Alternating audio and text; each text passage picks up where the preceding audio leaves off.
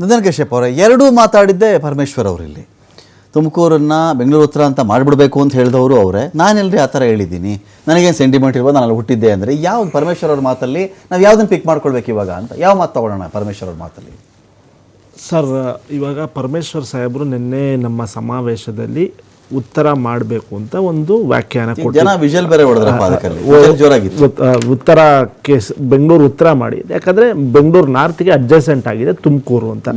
ಅವರು ಅದರ ಹಿಂದಿನ ಉದ್ದೇಶ ಏನು ಅಂದರೆ, ಇವಾಗ ಬೆಂಗಳೂರು ದೇವನಹಳ್ಳಿ, ಹೊಸಕೋಟೆ ಮತ್ತು ದೊಡ್ಡಬಳ್ಳಾಪುರ ಹೆಂಗೆ ಬೆಂಗಳೂರು ಗ್ರಾಮಾಂತರ ಆಯಿತೋ ಆ ರೀತಿ ಬೆಂಗಳೂರು ನಾರ್ತ್ಗೆ ಇವಾಗ ಹೆಂಗೆ ನಮ್ಮ ದಾಸರಹಳ್ಳಿ, ಯಲಹಂಕ ಎಲ್ಲ ಇದೆಯೋ ಆ ಭಾಗಕ್ಕೆ ನಮ್ಮ ತುಮಕೂರನ್ನ ಸೇರಿಸ್ಕೊಳ್ಳಿದ್ದು ಒಂದೇ ಉದ್ದೇಶ ಸರ್. ಒಂದು ಬೆಂಗಳೂರಿಗೆ, ಬೆಂಗಳೂರು ಅನ್ನೋದೊಂದು ಇಡೀ ವಿಶ್ವದಲ್ಲೇ ಒಂದು ಒಂದು ಒಂದು ಬ್ರ್ಯಾಂಡ್ ಇದೆ. ಓಕೆ, ಆ ಬ್ರ್ಯಾಂಡ್ಗೆ ದೊಡ್ಡ ದೊಡ್ಡ ಮಲ್ಟಿನ್ಯಾಷನಲ್ ಕಂಪ್ನಿಗಳು ಅಟ್ರಾಕ್ಟ್ ಆಗ್ತಾರೆ. ಆ ಉದ್ದೇಶದಿಂದ ಇನ್ವೆಸ್ಟರ್ಸ್ನ ಆ ಭಾಗಕ್ಕೂ 60 ಕಿಲೋಮೀಟರ್ ದೂರದಲ್ಲಿದೆಯಲ್ಲ ಅಲ್ಲಿಗೂ ನಾವು ಇನ್ವೆಸ್ಟ್ಮೆಂಟ್ನ ಅಟ್ರಾಕ್ಟ್ ಮಾಡೋಕ್ಕೆ ಒಂದು ಉದ್ದೇಶದಿಂದ ಹೇಳಿರೋದು ಹೊರತು ಬೇರೆ ಇನ್ನೇನು ಉದ್ದೇಶ ಅಲ್ಲ. ತುಮಕೂರು ಆಗೇ ಇರುತ್ತೆ. ಮಾತು ಕೇಳಿದ್ರೆ ಇದಕ್ಕೆ ನೀವು ನಿಮ್ದೇನೋ ಉದ್ದೇಶ ಇಟ್ಕೊಂಡ್ರಿ ಸರಿ, ತುಮಕೂರು ಜನಗಳ ಅಭಿಪ್ರಾಯ ಬೇಡ, ಇದಕ್ಕೆ ನೋಡಿ ಆ ಭಾಗದ ಶಾಸಕರ ಅಭಿಪ್ರಾಯ ಬೇಡ. ರಿಕ್ವೆಸ್ಟು ಅವತ್ತು ನಿನ್ನೆ CM ಅವರು 3 ವರ್ಷದ ಕಾರ್ಯಕ್ರಮಕ್ಕೆ ತುಮಕೂರಿಗೆ ಹೋಗಿದ್ರು. ತುಮಕೂರಲ್ಲಿ 3 ವರ್ಷದ ಕಾರ್ಯಕ್ರಮ ನಮ್ಮ ಸರ್ಕಾರ ಮಾಡ್ತು. CMಗೆ ರಿಕ್ವೆಸ್ಟ್ ಇಟ್ಟಿದ್ದಾರೆ, ಮುಂದಿನ ದಿನಗಳೇ ಪರಾಮರ್ಶೆ ಮಾಡಿಬಿಟ್ಟು ಏನಾದರೂ ನಿಟ್ಟಿನಲ್ಲಿ ಸಾಧಕ ಬಾಧಕಗಳನ್ನ ಫಸ್ಟ್ ಚರ್ಚೆ ಮಾಡ್ತಾರೆ ಅನೌನ್ಸ್ ಮಾಡೋಕ್ಕೆ ಮುಂಚೆ. ಇನ್ನೂ ಅದು ಇನಿಷಿಯಲ್ ಸ್ಟೇಜಲ್ಲೂ ಇಲ್ಲ. ಈ ಕಡೆ 33,000 ಕೋಟಿ ಎತ್ತುವಳಿಗೆ ಪ್ಲಾನ್ ಮಾಡಿಬಿಟ್ಟಿದ್ರಿ ಅಂತ ನೀವು, ಈ ಕಡೆ ಟೌನ್ಶಿಪ್ ಕಡೆಗೆ ಅಂತ ಕುಮಾರಸ್ವಾಮಿ ಅವರು ಹೇಳ್ತಾ ಇದ್ದಾರೆ. 33,000 ಕೋಟಿ ಸಂಗ್ರಹ ಮಾಡ್ತಕ್ಕಂಥ ಪ್ಲಾನ್ ಇಟ್ಕೊಂಡ್ಬಿಟ್ಟಿದ್ದಾರೆ ಇವರು. ಎಲ್ಲೋಯ್ತು 2,000 ಎಕರೆಯಲ್ಲಿ ಬರೀ 750 ಎಕರೆ ತೋರಿಸ್ತಾ ಇದ್ದಾರೆ. ಇವರೇ ಖಾಸಗಿಯವರು ಕೊಟ್ಟುಬಿಟ್ಟು ಖಾಸಗಿಯವರಿಂದನೇ ವಶಪಡಿಸ್ಕೊಳ್ಳೋ ಕಥೆ ಏನಾದರೂ ಮಾಡಿಬಿಟ್ಟು ಪರಿಹಾರ ಕೊಟ್ಟುಬಿಟ್ರೆ ಇವರು ಅಂತ ಕೇಳ್ತಾ ಇದ್ದಾರೆ ಕುಮಾರಣ್ಣ ಅವರು. ನೋಡಿ ರಮಾಕಾಂತ್ ಅವರೇ, ಎರಡು ಇದು ಒಂದು ಬೆಂಗಳೂರು ಉತ್ತರ, ಇವಾಗ ಬೆಂಗಳೂರು ದಕ್ಷಿಣಕ್ಕೆ ಬಂದಿದ್ದೀವಿ. ಈ ಬಿಡದಿಯ ಟೌನ್ಶಿಪ್ಪು ಒಂದು ಹುಟ್ಟಾಕಿದ್ದು ಕುಮಾರಸ್ವಾಮಿ ಅವರು. ಕುಮಾರಸ್ವಾಮಿ ಅವರು 2006ರಲ್ಲಿ ನಾನು ಬೆಂಗಳೂರು ಬೆಳೀತಾ ಇದೆ, ಬೆಂಗಳೂರಿಗೆ ಒಂದು ದೊಡ್ಡ ದೊಡ್ಡ ಮಲ್ಟಿನ್ಯಾಷನಲ್ ಕಂಪ್ನಿಗಳು, ಸ್ಟಾರ್ಟಪ್ಗಳು ಎಲ್ಲ ಬರುತ್ತೆ ಅನ್ನೋ ಒಂದು ಉದ್ದೇಶ ಇಟ್ಕೊಂಡು ಅವತ್ತು DLF ಕಂಪ್ನಿ ಜೊತೆ 400-500 ಕೋಟಿ ಜೊತೆ ಒಡಂಬಡಿಕೆ ಮಾಡಿಕೊಂಡು ಪ್ರೈವೇಟ್ ಪ್ಲೇಯರ್ಸ್ ಜೊತೆ ಅಲ್ಲೊಂದು ಟೌನ್ಶಿಪ್ ಮಾಡೋಣ ಅಂತ ಕೈ ಹಾಕಿದ್ರು. ಜಾಗನೂ ಅಕ್ವೈರ್ ಮಾಡಿ ನೋಟಿಫಿಕೇಶನ್ನು ಮಾಡಿದ್ರು. ಆ ಯೋಜನೆ ಮುಂದಕ್ಕೆ ಹೋಗಲಿಲ್ಲ, ಟೇಕ್ ಆಫ್ ಆಗಲಿಲ್ಲ. ಅದು ಆ ಯೋಜನೆ ಮುಂದಕ್ಕೆ ಹೋಗಲಿಲ್ಲ. ಒಂದು 8ರಿಂದ 10 ಹಳ್ಳಿಗಳಲ್ಲಿ ನೋಟಿಫಿಕೇಶನ್ ಮಾಡೋದು. ಒಂದು ಎಕ್ಸಾಂಪಲ್ ಕೊಡ್ತೀನಿ ರಮಾಕಾಂತ್ ಅವರೇ. ಇವಾಗ ನನ್ನ ಸ್ನೇಹಿತರದ್ದು ಇಲ್ಲಿ ಮಾಗಡಿ ರೋಡ್ ಗೊಳ್ಳಳ್ಳಿ ಹತ್ರ ನೈಸ್ ರೋಡ್ಗೆ ನೋಟಿಫಿಕೇಶನ್ ಆಗೋಗಿದೆ.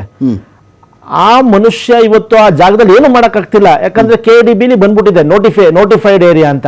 ಅಲ್ಲಿ ಮನೆನೂ ಕಟ್ಟಕ್ಕಾಗ್ತಿಲ್ಲ, ಬಿಲ್ಡಿಂಗ್. ಇದೇ ತರ ಅಲ್ಲಿನ ಬಿಡದಿ ರೈತರಿಗೂ ಆಗ್ಬಿಟ್ಟಿದೆ. ಓಕೆ, ಇಲ್ಲ ಇವರು CM ಆಗಿದ್ರಲ್ಲ ಯಾರು, ನಮ್ಮ ಕುಮಾರಸ್ವಾಮಿ ಅವರು, ಅವತ್ತು ಡಿನೋಟಿಫೈ ಮಾಡಿಸ್ಬೇಕಾಗಿತ್ತು. 19ರಲ್ಲಿ ಅವಕಾಶ ಆಯ್ತು, ಯಡಿಯೂರಪ್ಪನವರು ಅವಕಾಶ ಆಯ್ತು, ಎಲ್ಲ ಮಾಡಿದ್ದಾರೆ. ಅವ್ರು ಖೇತಗಾನಹಳ್ಳಿ ಬಿಟ್ಬಿಟ್ಟಿದ್ದಾರೆ ಸರ್. ಖೇತಗಾನಹಳ್ಳಿನ BMIC ಅನ್ನೋ ಒಂದು ಪ್ರಾಧಿಕಾರ ಇದೆ, ಬಿಡದಿ ಒಂದು ಟೌನ್ಶಿಪ್ ಇದೆ. ಆ ಪ್ರಾಧಿಕಾರದ ಒಳಗಡೆ ಖೇತಗಾನಹಳ್ಳಿ ಜಮೀನ ಇನ್ಕ್ಲೂಡ್ ಮಾಡ್ಬಿಟ್ಟಿದ್ದಾರೆ. ಮಿಕ್ಕಿದ್ದನ್ನೆಲ್ಲ ಇದು ನೋಟಿಫೈ ಮಾಡಿಸ್ಬಿಟ್ಟಿದ್ದಾರೆ. ಇವ್ರಿಗೂ ಅಧಿಕಾರ ಇತ್ತಲ್ವಾ? 19ರಲ್ಲಿ ನಾವೇ ಅವ್ರ ಜೊತೆ ಇದ್ವಿ, 18ರಿಂದ 19. ಯಡಿಯೂರಪ್ಪನವ್ರ ಜೊತೆನೂ ಅಧಿಕಾರ ಇತ್ತು. ಅವತ್ತು ಯಾಕೆ ರೈತರೊಂದಿಗೆ ನಾನು ರೈತರ ಪರವಾಗಿದ್ದೆ, ಅವ್ರು ಮಾಡ್ಬೋದಾಗಿತ್ತಲ್ಲ.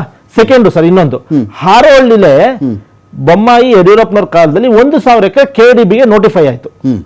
1,000 ಎಕರೆ ಸರ್ ಹಾರೋಹಳ್ಳಿಗೆ. ಅದನ್ನು ರೈತರು ಹೋಗಿ ಕೇಳಿದಾಗ ನಮ್ಮ ಕುಮಾರಸ್ವಾಮಿ ಅವ್ರನ್ನ ಬಿಡ್ರಪ್ಪ ನಾನೇ ಮಾಡಿಸಿದ್ದು ಅಂತ ಇದೇ ಮಾತು ಕ್ಯಾಮ್ರಾ ಮುಂದೆ ಹೇಳಿದ್ದಾರೆ ಮೊನ್ನೆ. ಇವರು ದ್ವಂದ್ವತನನೋ ಇಲ್ಲ ಅವ್ರದ್ದು ಏನು ಅಂತ ನಮ್ಗೆ ಅರ್ಥ ಆಯ್ತು. ಯಾಕಂದ್ರೆ ನಮ್ಮ DK ಶಿವಕುಮಾರ್ಗೆ ಬೆಂಗಳೂರಿನ ಅಭಿವೃದ್ಧಿ 99ರಲ್ಲೇ ಅವ್ರಿಗೆ ಆಲೋಚನೆ ಇತ್ತು. ಬೆಂಗಳೂರಿನಲ್ಲಿ ಒಂದು ದೊಡ್ಡ ಮಲ್ಟಿ ಫ್ಲೈಓವರ್ ಕಟ್ಸಿದ್ದು ಹೆಬ್ಬಾಳಲ್ಲಿ. ಅಂದ್ರೆ ನಮ್ಮ ಇದು ಇಂದಿನ ಉಪಮುಖ್ಯಮಂತ್ರಿಗಳಾದ DK ಶಿವಕುಮಾರ್ ಅವ್ರಿಗೊಂದು ದೂರದೃಷ್ಟಿ ಇದೆ. ಬೆಂಗಳೂರಿಗೆ ಕೆಂಪೇಗೌಡರು ಕಟ್ಸಿರೋ ಊರು ನಾನು ಎಲ್ಲಿಗೋ ತಗೊಂಡೋಗ್ಬೇಕು ಅಂತ ಒಂದು ದೂರದೃಷ್ಟಿ ಇದೆ. ಬೆಂಗಳೂರಿಗೆ ಎಷ್ಟೊಂದು ಇವಾಗ ಇದು ಏನಪ್ಪ ಮಲ್ಟಿನ್ಯಾಷನಲ್ ಕಂಪ್ನಿಗಳು ಇನ್ವೆಸ್ಟ್ಮೆಂಟ್ ಬರ್ತಾ ಇದೆ. ಬೆಂಗಳೂರು ಅಗಾಧವಾಗಿ ಬೆಳೀತಾ ಇದೆ. ನಿಮ್ ಮುಂಚೆ ಇವಾಗ ಬೆಂಗಳೂರು ನಾರ್ತ್ ಹೆಬ್ಬಾಳ ಆದ್ಮೇಲೆ ಯಾರು ಹೋಗ್ತಾನೆ ಇರಲಿಲ್ಲ. ಇವಾಗ ದೇವನಹಳ್ಳಿ ದಾಟಿ ಚಿಕ್ಕಬಳ್ಳಾಪುರ ತನಕನೂ ಹೋಗ್ತಿದ್ದಾರೆ ರಮಾಕಾಂತ್ ಅವರೇ. ಫೈನ್ ನಾನು ಮಾತಾಡ್ತೀನಿ ಮಹೇಶ್ ಗೌಡ್ರ. ಈಗ ಇಲ್ಲಿ ಈ ಕುಮಾರಸ್ವಾಮಿ ಅವರು ಯಾಕೆ ಈ ಥರ ಏನೋ ಹೇಳಿದ್ರು, ಪಂಥಾಹ್ವಾನ ಸ್ವೀಕರಿಸ್ಬಿಟ್ಟಿದ್ದೀನಿ ನಾನು, ಮುರಿದಿನ ಟೈಮ್ ಕೊಟ್ಬಿಡಿ ಕುಮಾರಣ್ಣ, ನೀವೆಲ್ಲಿಗೆ ಬರ್ಬೇಕು ಹೇಳಿ, ಅದೇನು 750 ಎಕರೆದ 1250 ಎಕರೆದ ಬಂದು ಮಾತಾಡೋಣ ಕುಮಾರಸ್ವಾಮಿ ಅವರೇ ಅಂತ ಗೌರವಯುತವಾಗಿ ಡಿ ಕೆ ಶಿ ಅವ್ರು ಕೇಳಿದ್ರಲ್ಲ. ಈ ಹಿಟ್ ಅಂಡ್ ರನ್ ಕುಮಾರಸ್ವಾಮಿ ಅಂತ ಕಾಲದಿಂದ ಕರೀತಾರೆ ಅವರು. ಅದು ಮತ್ತೆ ನಾವು ಆ ಥರ ಕರಿಬೇಕಾಗತ್ತಾ ಅವ್ರನ್ನ, ಅಥವಾ ನಿಜವಾಗಿಯೂ ನಮ್ಮ ಚಾನಲ್ಗೆ ಬಂದುಬಿಡ್ಲಿ ಕುಮಾರಸ್ವಾಮಿ, ಡಿ ಕೆ ಶಿ ಅವ್ರು ಇಲ್ಲಿಗೆ ಕರ್ಸೋಣ ಬೇಕಾದ್ರೆ? ಇವ್ರು ತಪ್ಪಿದ್ರೆ ಇವ್ರು ಒಪ್ಕೊಬಿಡ್ಲಿ, ಅವ್ರು ತಪ್ಪಿದ್ರೆ ಅವರು. ಇದು ಯಾಕೆ ಪ್ರತಿ ಬಾರಿ ಅವಾಗ ಜೇಬಲ್ ಪೆನ್ ಡ್ರೈವ್ ಇಟ್ಕೊಂಡು ಬರೋರು ಕುಮಾರಸ್ವಾಮಿ ಅವರು? ಪೆನ್ ಡ್ರೈವ್ ಆಮೇಲೆ ಕಥೆ ಏನಾಗಿದೆ ನಿಮ್ಗೆ ಚೆನ್ನಾಗಿ ಗೊತ್ತಿದೆ. ಯಾಕೆ ಹೀಗೆ? ಬರಲಿ ರೆಡಿ, ಒಂಥರ ಕನ್ಕ್ಲೂಷನ್ಗೆ ಬರಲ್ಲ. 1250 ಎಕರೆ ಡಿ ಕೆ ಶಿವಕುಮಾರ್ ಹಗರಣ ಮಾಡಿದ್ದಾರಾ, ಬನ್ನಿ ಒಳಗಡೆ ಹಾಕ್ಸೋಣ. ಯಾಕೆ ಹಿಂಗೆ? ಅಲ್ಲಿ ಹೇಳಿ ಮುಗಿದೋಯ್ತಾಗಿ 2 ದಿವಸದ ಏನು ಮಾತೇ ಇಲ್ಲ ಅವ್ರದ್ದು. ನೀವೇನು ಪಂಥಾಹ್ವಾನ ಬಗ್ಗೆ ಮಾತನಾಡ್ತಾ ಇದ್ದೀರಾ, ನಾನು ನಿಮ್ಮ ಮಾಧ್ಯಮಗಳು ಪ್ರಶ್ನೆಯನ್ನ ಕೇಳುವಾಗ ಸ್ವತಃ ನಾನು ಕುಮಾರಸ್ವಾಮಿಯವರ ಪಕ್ಕದಲ್ಲೇ ನಿಂತಿದ್ದೆ, JP ಭವನದ ಮುಂಭಾಗ್ಲಲ್ಲಿ.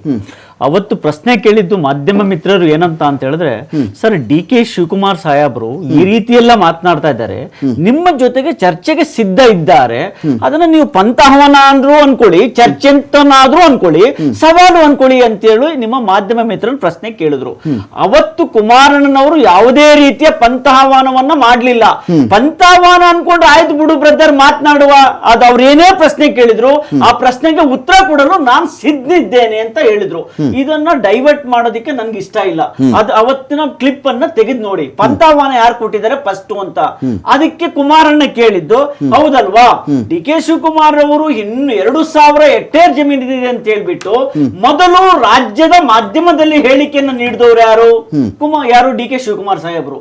ಹಾಗಾದ್ರೆ ಅವರೇ ಹೇಳಿಕೆ ಕೊಟ್ಟ ನಂತರ 750 ಎಕರೆಯನ್ನ ಮೈನಸ್ ಮಾಡಿ ಈಗ ಇರೋದು 1250 ಎಕರೆ ಅಂತ ಹೇಳಿದವರು ಯಾರು? ಇದೇ DK ಶಿವಕುಮಾರ್. ಅದು ಹಾಗಲ್ಲ, ಅದು 2000 ಎಕರೆಯಲ್ಲಿ ಇವ್ರು 750 ಎಕರೆ ಅಂತ ಇವಾಗ ಹೇಳ್ತಿದ್ದಾರೆ. ಉಳಿದ ಜಮೀನು ಹೆದರ್ಕೊಂಡು ಹೋಗ್ಬಿಡ್ತಾ ಅಂತ. 1250 ಎಕರೆ ಏನಾಯ್ತು? ಅದು ಹೌದಲ್ವಾ? ಇದ್ರ ಬಗ್ಗೆ ವಿಧಾನಸೌಧದೊಳಗಡೆನೂ ಸಹ ಚರ್ಚೆ ಆಗಿದೆ ಸೆಷನ್ ಟೈಮ್ ಅಲ್ಲಿ. ಹಾಗಾದ್ರೆ ಬಿಡದಿಯ ಕೈಗಾರಿಕಾ ಅಭಿವೃದ್ಧಿ ಪ್ರದೇಶದಲ್ಲಿ ನೀವು ಹೇಳಿದ್ರಿ, ಕುಮಾರಸ್ವಾಮಿ ನನ್ನ ಸ್ನೇಹಿತರು ಹೇಳಿದ್ರು, ಕುಮಾರಸ್ವಾಮಿ ಸಾಹೇಬರು ಕಾಲದಲ್ಲಿ ಇಷ್ಟು ಡಿನೋಟಿಫಿಕೇಶನ್ ಅನ್ನ ಮಾಡ್ದೇನೆ ನೇರವಾಗಿ ಘೋಷಣೆಯನ್ನ ಮಾಡಿದ್ರು. ಬೆಂಗಳೂರು ಬೆಳೀತಾ ಇದೆ, ಸತ್ಯ ಒಪ್ಕೊಳ್ತಾ ಇದೀವಿ. ಕುಮಾರಸ್ವಾಮಿ ಅವರ ಮುಖ್ಯಮಂತ್ರಿ ಆಗಿದ್ದಂತ ಕಾಲದಲ್ಲಿ ಅಲ್ಲಿ ಎಲ್ಲೆಲ್ಲಿ ಸರ್ಕಾರಿ ಜಮೀನುಗಳಿದೆಯೋ, ರೈತರಿಗೆ ಸರ್ಕಾರಿ ಜಮೀನ್ ಪಕ್ಕದಲ್ಲಿ ಸ್ವಲ್ಪ ಇದ್ದಂತ ತುಂಡು ಭೂಮಿಯ ರೈತರನ್ನ ಸಂಪರ್ಕ ಮಾಡಿದ್ದು ಸತ್ಯ. ಆದರೆ ಒಕ್ಕಲೆಬ್ಬಿಸ್ತೀನಿ ಅಂತ ಹೇಳಲಿಲ್ಲ.